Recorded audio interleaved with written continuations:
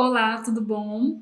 Vamos iniciar agora o nosso próximo módulo. Finalizamos o módulo 1 dos aspectos introdutórios e agora vamos iniciar o diagnóstico, classificação dos transtornos relacionados ao uso das substâncias.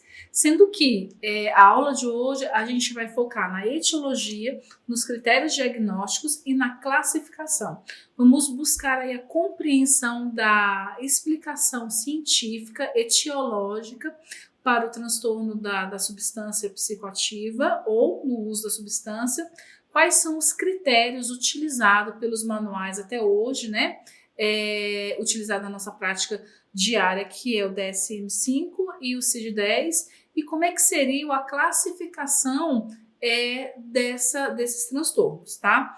Dentro da aula, a gente vai trabalhar alguns aspectos, que seriam os aspectos etiológicos, que seriam os modelos que vão nortear o entendimento do adoecimento da substância no sujeito, o processo de triagem, a avaliação que é muito importante em pacientes que apresentam aí o uso de substâncias psicoativas, o diagnóstico, que é um divisor de águas, e a classificação segundo o DSM-5.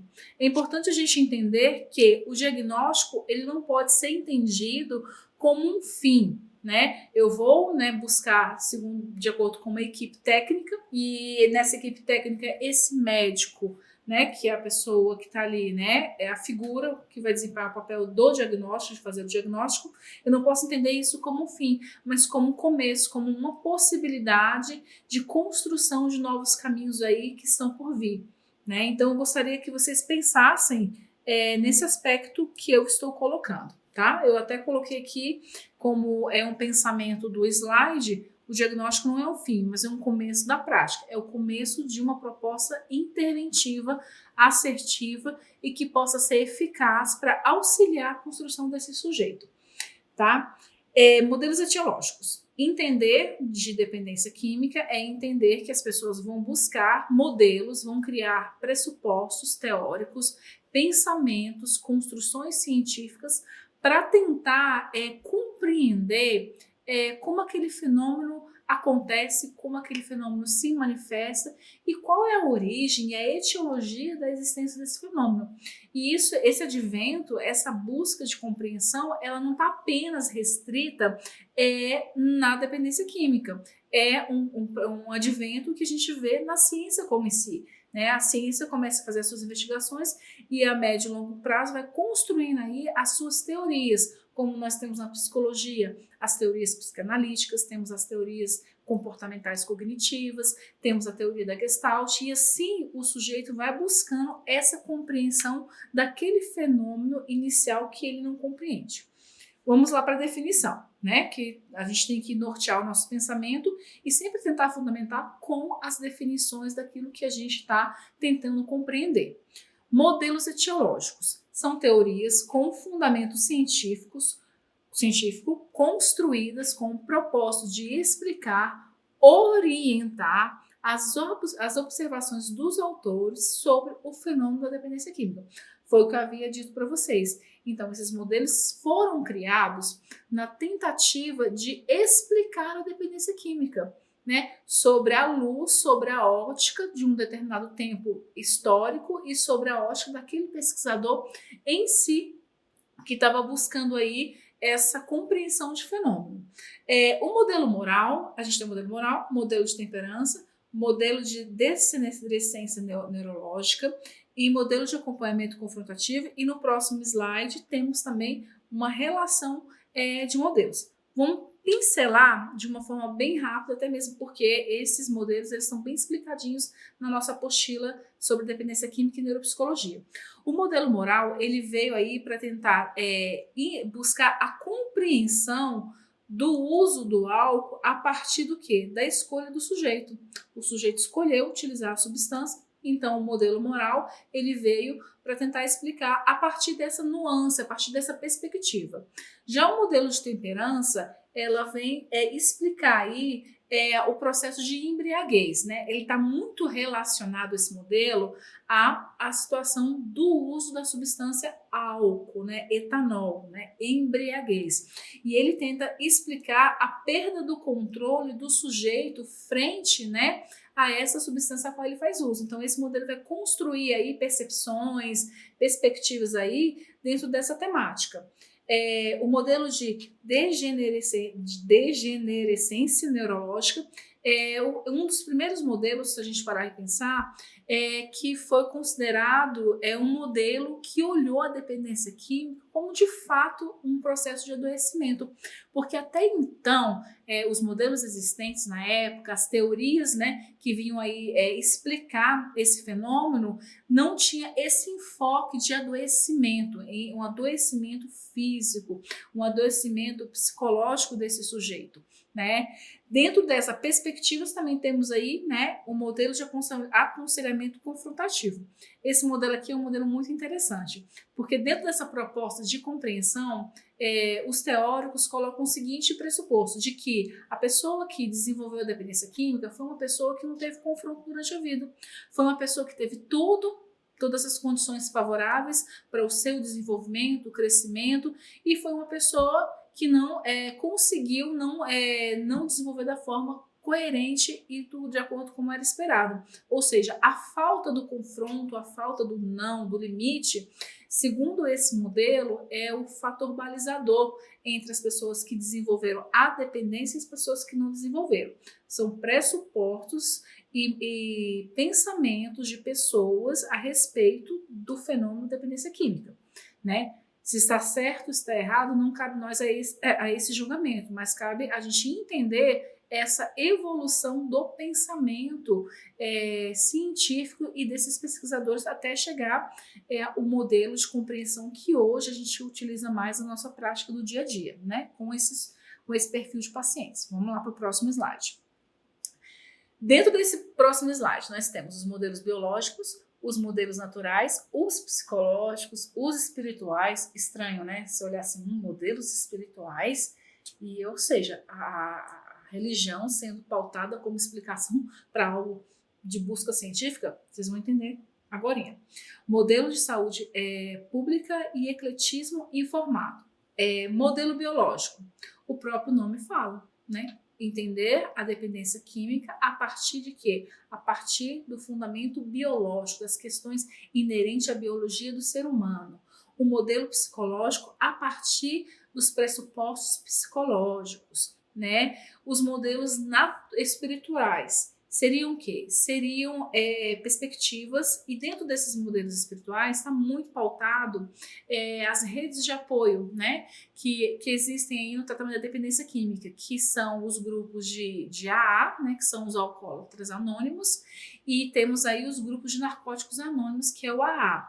Eles pautam que a recuperação, ela passa pela compreensão de uma espiritualidade e que essa conexão com o ser maior, ela pode auxiliar na manutenção da abstinência desse sujeito frente à substância que ele faz uso, não é? Então esse modelo ele vem explicar no sentido de que a espiritualidade ela tem uma contribuição na recuperação do sujeito que faz uso de alguma substância.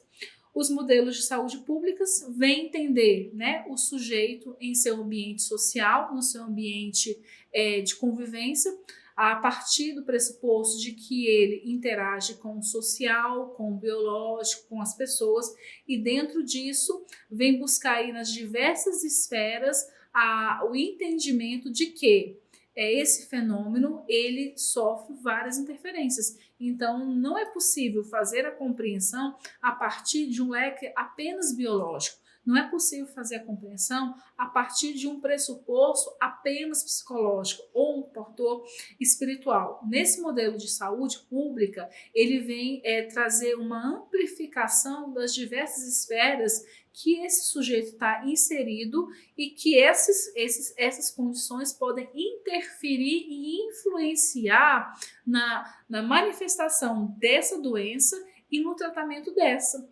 E o ecletismo informado seria uma junção disso tudo, né? A busca de entender o sujeito dentro de toda a sua contextualidade, dentro das suas limitações, dentro dos espaços que eles estão inseridos.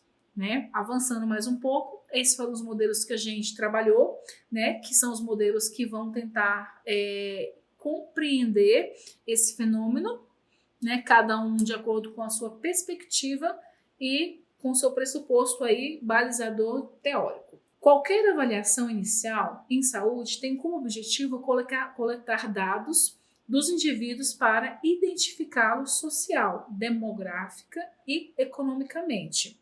Pesquisar sobre o estado de saúde e suas possíveis alterações, investigar a história clínica, seus antecedentes familiares e então desenvolver a hipótese diagnóstica, planejar o cuidado. Ou seja, um paciente, quando chega numa instituição de saúde e esse paciente, dependente químico, né, usuário aí de alguma substância, ele chega para pedir suporte, né? Porque existe todo um comprometimento do seu dia a dia pelo uso daquela substância.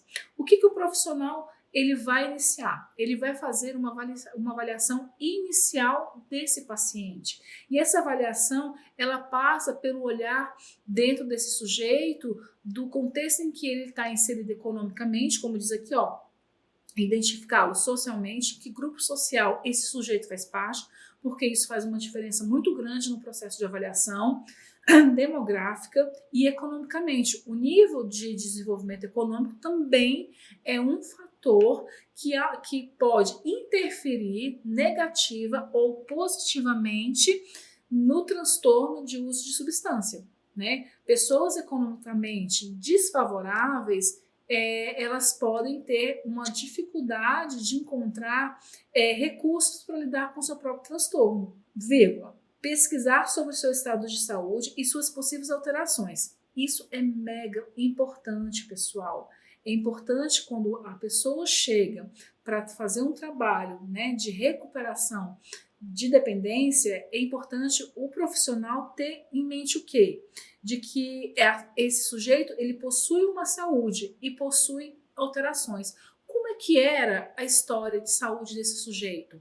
Era um sujeito que possuía comorbidades físicas? Era um paciente que tinha uma diabetes, uma pressão alta? Como é que esse sujeito funcionava antes dessa cronificação e uso grave da dependência, do uso da substância psicoativa? É importante fazer isso na investigação clínica. Tudo isso nessa avaliação inicial, ela vai ser construída a partir do quê? A partir do momento em que se estabelece um processo de entrevista com esse sujeito. E nessa entrevista vai sendo construída o quê? Esse pedacinho de história do sujeito, né? Vamos entender um pouco sobre o contexto social, vamos entender um pouco sobre o contexto educacional, vamos entender aí o histórico, né, de doença pré-mórbidas, vamos entender a evolução da doença atual, como se iniciou, como é que está o curso, como se encontra agora, quais seriam as condições que afetaram, né, as alterações que houveram a partir desse uso crônico da substância, assim como também, que é muito importante, trabalhar com dependência química, trabalhar com família e intervenção familiar. Então, buscar os históricos familiares é algo de suma importância nessa avaliação inicial, porque a partir das vinculações que a pessoa for te expondo na entrevista, você vai construindo aí a forma como o sujeito lida com as demandas e as problemáticas da vida dele. Como é que o início desse consumo ele existiu naquela situação. Foi influenciado porque houve questão social, houve uma predisposição porque os pais, né, são dependentes químicos, fazem uso de algum tipo de substância, foi pelo advento, né, da inserção social no grupo, que no caso ocorre muito na adolescência. Então, buscar esses antecedentes históricos familiares é de suma importância, para assim se desenvolver o quê? Uma hipótese. Um paciente, quando chega na nossa frente, né, seja na nossa frente com equipe técnica, né, que vai trabalhar esse paciente dentro da área da psicologia, ele não chega pronto, com as informações tudo na gavetinha, na caixinha e te dá. Você vai ter que buscar esse conhecimento para partir do que for dito, né, suscitado, né, construído ponto a ponto dessa história, você lançar uma hipótese diagnóstica. realmente esse sujeito está apresentando critérios para um transtorno de uso de substância, mas também esse sujeito, existe na história pré-mórbida dele, um transtorno de déficit de atenção com hiperatividade. Ou seja, ele tem um transtorno comórbido que pode prejudicar o tratamento dentro da dependência química. Então, são coisas que a gente tem que levar em consideração desse sujeito para que a gente consiga aí traçar um planejamento da proposta terapêutica. Isso tudo que nós estamos construindo nessas aulas é o quê? Conhecimentos básicos para que vocês entendam que são pontos importantes para se trabalharem com o dependente químico. Não dá para a gente chegar nesses pacientes e não construir aí uma história de vida. A gente precisa construir com eles esses pontos históricos de desenvolvimento, de relações familiares, de como é que esse sujeito lida com as suas frustrações, para que a gente consiga trabalhar aí no plano da hipótese. A partir do plano da hipótese, né, a gente tem condições prévias, mínimas, para iniciar um planejamento de cuidado. O que seria um planejamento de cuidado? Na saúde em si, é usado um termo muito interessante, que é o termo de plano terapêutico singular. É o plano que a equipe técnica responsável por aquele paciente vai construir para beneficiar a recuperação desse sujeito. Sempre priorizando as suas especificidades, respeitando seus comprometimentos e observando as suas potencialidades. Ou seja, é um plano personalizado para esse sujeito. Não dá para a gente padronizar, né, e fazer em massa um tratamento para um paciente. Cada paciente é único e cada tratamento ele é único. Mas e aí? Dentro desses processos de etiologia, critério, diagnóstico, existe o processo de triagem. Mas o que vem a ser uma triagem? A gente estava falando de avaliação inicial, aquele momento que o sujeito chega e você faz aquela coleta de informações, né? Pelo um processo de entrevista. Então, a triagem é o quê? Ela tange no sentido de ter como objetivo a realização da compreensão inicial do sofrimento apresentado pela pessoa que procura alguma forma de alívio pelo sofrimento que ela tem apresentado, possibilitando a elaboração de hipóteses diagnósticas e a sugestão de caminhos investigativos para a escolha do encaminhamento apropriado. A pessoa chega no seu espaço de trabalho com um sofrimento muito latente, uma pessoa que busca, né, um dependente que busca as redes de apoio, seja um consultório, seja uma clínica de internação, seja o próprio CAPS, que é uma porta de entrada aí de acolhimento para esses pacientes, ele chega em sofrimento total. Ele não vai para um CAPS passar o tempo dele, ele não vai solicitar uma consulta com um médico, um psicólogo no ambulatório porque ele acha bonito. É porque ele está em sofrimento muito grande. E a triagem, ela vai ter esse olhar para esse sofrimento. No sofrimento no sentido de quê? De buscar a compreensão desse sujeito e a partir dessa compreensão dentro da história, né, de vida dele, trazer aí a construção de novas hipóteses, né, para que a gente investigue de fato o que realmente aquele sujeito apresenta e dentro do que ele apresenta, o que nós profissionais podemos fazer para auxiliar a construção aí de técnicas, né, e de intervenções para a melhora de vida desse sujeito. Então, é um momento inicial, né? Uma coisa que a gente tem que colocar em xeque aqui e até ressaltar a importância são as considerações que devemos ter quando existe um processo de triagem. Eu elenquei aqui 1, 2, 3, 4, 5 pontos de suma importância para você prestar atenção. Se você puder anotar, você anota, você passa o marca-texto, você grifa, você prega na parede. São coisas muito importantes para a gente não esquecer. Não há uso seguro de drogas psicoativas. Não há uso. Seja uso recreativo, seja o uso que não promove, segundo o usuário, danos e repercussões na sua vida diária. Não existe, pessoal, uso de substâncias psicoativas que não seja segura. Todas são inseguras, todas podem promover a curto, médio e longo prazo, como eu já havia dito, efeitos nesse sujeito. Vai ter repercussões na vida social, vai ter repercussões na vida acadêmica, na vida particular e relacional. Então, não existe uso seguro de substância psicoativa. O uso nocivo e a dependência de álcool e outras drogas são pouco diagnosticadas, infelizmente. Infelizmente, no contexto atual que nós temos, o diagnóstico da dependência de substâncias, ela é subdiagnosticado. Normalmente, quando um paciente, né, vai a um consultório, vai a uma internação, normalmente vai pelo quê? Vai pelo um outro tipo de transtorno comórbido, porque normalmente o transtorno por uso de substâncias, ele acontece em comorbidade com outro transtorno psiquiátrico. Às vezes o paciente vai num estado de crise, né, de surto psicótico. Outro vai numa crise maníaca, né, que é uma crise do transtorno bipolar do humor. Então, o diagnóstico, ele fica em segundo plano do transtorno por uso de substâncias. Vão se tratar, vão se olhar por transtorno psiquiátrico, que é de suma importância. É importante que se cuide, se trate desse transtorno, mas não podemos negligenciar que esse transtorno vai afetar também o tratamento do transtorno que está correndo junto, seja a depressão, seja a bipolaridade, seja o transtorno de déficit de atenção com hiperatividade, tá? As complicações clínicas ocorrem com maior frequência. Existem muitas complicações, porque a ingestão de substâncias, ela vai alterar todo o seu funcionamento no seu organismo.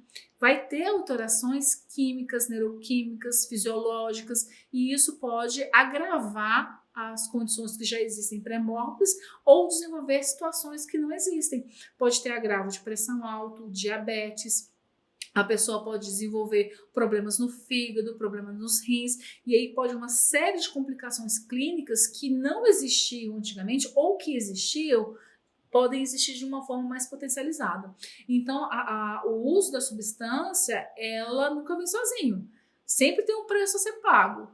Inicialmente, a busca do prazer é algo que o sujeito faz? Sim, para aumentar o prazer, mas a conta chega. E quando chega, ela chega bem alta. E normalmente as pessoas não querem fazer o pagamento dessas contas, porque é muito alto. A demora do diagnóstico impacta negativamente no prognóstico. Acontece muito, né? Normalmente, um paciente que tem um diagnóstico de transtorno por substância, ele vai passar anos e anos da sua vida sendo subdiagnosticado por depressão, por transtorno bipolar, por hiperatividade, por esquizofrenia. E quando for lá na frente, vão perceber que existe aí um transtorno por substância que poderia ser tratado em tempo hábil e ter feito com que os comprometimentos fossem menor. Na minha experiência clínica, eu tenho um paciente, né, já teve um sistema de internação, foi internado por dependência de álcool e cocaína, né, um poliusuário, né, usou duas drogas, cruzamento de duas drogas, e ficou 20 anos da vida dele utilizando o álcool e a cocaína, né? Tem o seu princípio lógico, que a gente vai entrar nesse módulo de explicação por que de duas substâncias, mas ele foi diagnosticado quando ele percebeu que a funcionalidade dele como sujeito, o trabalho, a parte acadêmica, as relações familiares começaram a deteriorar. Então ele começou a perceber que existia ali um problema com o uso da substância. Buscou tardiamente, depois de 20 anos, buscou uma internação, se mantém em recuperação, porém tem aí os déficits, né, que o próprio uso de 20 anos ocasionou esse sujeito. Se ele tivesse sido, né, tratado, observado pelo contexto a qual ele está inserido, que é família, sociedade, bem provável que os danos que ele vive hoje seriam mais amenizados, não estariam tão potencializados como hoje estão se encontrando. Evidente deficiência na formação de conhecimento dos profissionais que atuam na área. É raro encontrar um profissional especializado em dependência química. Por que é raro? Mas por que as pessoas não trabalham de uma forma especializada? Sendo que é um problema de saúde pública. A cada dia que passa, pessoas e pessoas vão usando a substância psicoativa, vão desenvolvendo a dependência, vão destruindo as suas vidas. Por quê? Porque talvez seja uma questão cultural da nossa sociedade, de não olhar e de não fazer a formação para esses profissionais. Existem locais que fazem? Sim. Existem especializações? Existem. São mínimas? São mínimas. A literatura, ela é pequena perto da complexidade da problemática. Se a gente pegar uma demanda como transtornos psiquiátricos, a gente vai ter uma literatura enorme, inúmeros artigos científicos publicados, vários livros dizendo, né, e tecendo aí compreensões acerca dessa temática. Quando a gente vai para o âmbito da dependência química, existe literatura, mas é mais escassa. Existe artigo científico, é mais escassa. Os profissionais que trabalham são mais escassos. Então, existe aí realmente uma problemática, né? Que a problemática está na preparação desses indivíduos. Para a gente caminhar, né? Foi dito sobre a entrevista inicial. A entrevista inicial deve ser conduzida fora de forma clara, simples, breve, flexível e ampla. E apenas, ao final, focar os hábitos do indivíduo em relação ao seu uso, abuso de substâncias psicoativas na entrevista inicial. Os instrumentos como escalas, questionários podem ser utilizados a fim de contribuir para a construção do diagnóstico clínico, corroborarem na consistência da intervenção implementada com as possíveis melhores de adesão de tratamento. Ou seja, a entrevista ela serve para a gente coletar dados. E coletar dados a gente pode fazer através de questionário, através de instrumentos padronizados, através de instrumentos em que a gente tem livre acesso para investigar essa demanda, tá? Então, entenda que temos a triagem, a entrevista inicial e essa busca, né, dessas hipóteses diagnósticas aí que nós estamos buscando. Passando para o próximo slide, avaliação e diagnóstico. Interessante. O que é avaliar e o que é diagnosticar, né? De onde vem o diagnóstico e de onde vem a avaliação? Vamos trabalhar aqui agora.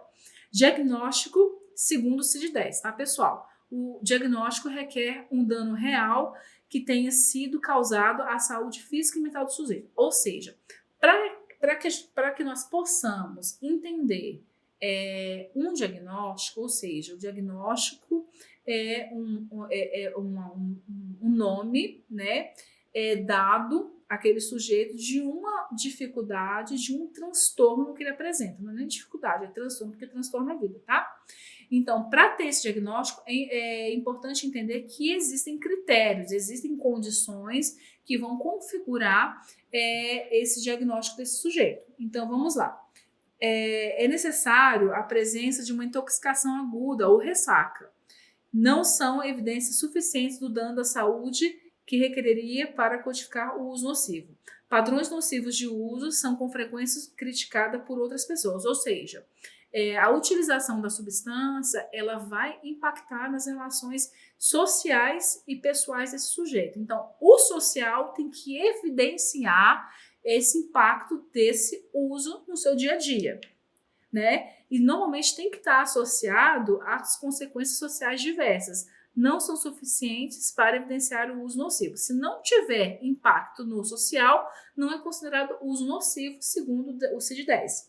O uso nocivo não deve ser diagnosticado se a síndrome de dependência, um transtorno psicótico ou outra forma específica de transtorno relacionado ao uso da droga ou álcool estiverem presentes. Ou seja, primeiro a gente precisa estabilizar o quadro do sujeito, trabalhar a questão de estabilização clínica de sintomas para que a gente possa trabalhar aí a questão do diagnóstico da dependência química.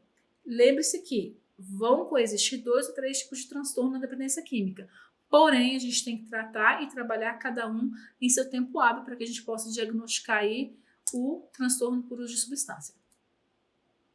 Mas e aí? Isso que a gente viu foi pelo CID-10. Mas o que seria referente ao Manual Diagnóstico e Estatístico de Transtornos Mentais? O que vem a ser a dependência química? O diagnóstico na dependência química é tratada por um transtorno por uso de substância baseado num padrão patológico, ou seja, é um padrão que não é normal, é atípico daquele sujeito, ou seja, que está transtornando a vida desse paciente, e de comportamentos relacionados ao uso, tendo critérios diagnósticos pré-estabelecidos, ou seja, não basta olhar para um fulano e falar que ele é alcoólatra, né, usando termos pejorativos, um drogado, né, que é termo pejorativo. né? Não adianta eu falar que ele tem um transtorno se eu não consigo avaliá-lo e dentro dessa avaliação ele cumprir os critérios diagnósticos para esse uso. E dentro desses critérios, o DSM estabelece 11 critérios, tá? Do critério A ao critério 11, né? O critério A seria o que vai dar ênfase para o diagnóstico, seria o baixo controle, deterioração social, uso arriscado e critérios farmacológicos. E o que vai determinar a gravidade desse diagnóstico? Seria a quantidade de critérios que esse sujeito vai apresentar.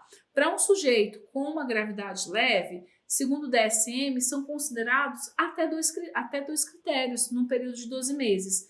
Para considerar um sujeito com transtorno de uso de substâncias com critério, com uma gravidade moderada, é necessário que ele apresente de 3 a 6 critérios. Para o paciente, né, com critério grave, de 6 até a 11. Isso que vai determinar os critérios diagnósticos, se essa pessoa ela desenvolver o transtorno por substância ou não. Sendo que é importante a gente colocar que isso tem que ser num período de 12 meses, não pode ser num período inferior. Então, quantidade de critério mais o período desenvolvido, né? Dentro desses critérios, é importante a gente sempre observar o seguinte, né? Observar as normativas existentes nos documentos que a gente tem hoje.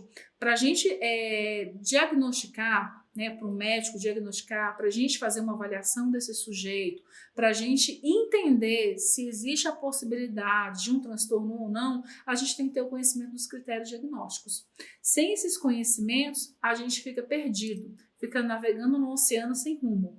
Então, é importante o conhecimento profundo do DSM-5, né, dentro dos critérios que ele coloca do processo de evolução e do curso, para que a gente consiga aí determinar se o uso ele é um transtorno ou se não é um transtorno, né? E se é um transtorno, a gravidade é leve, moderada ou grave. Então, nessa aula, a gente fez o quê? Vamos fazer uma breve revisão dessa aula. Nós trabalhamos aí com os modelos etiológicos na tentativa de explicar, né, esse fenômeno da dependência química. Trabalhamos a triagem inicial, trabalhamos a entrevista, trabalhamos a avaliação e fizemos um parâmetro entre os critérios do CID-10 e os critérios do DSM-5. Então, todos esses pontos vão aí nos levar a uma compreensão melhor da etiologia e dos critérios que são utilizados para o diagnóstico dos transtornos por uso de substâncias químicas, tá? Eu agradeço a atenção de vocês, um ótimo dia e até a próxima aula.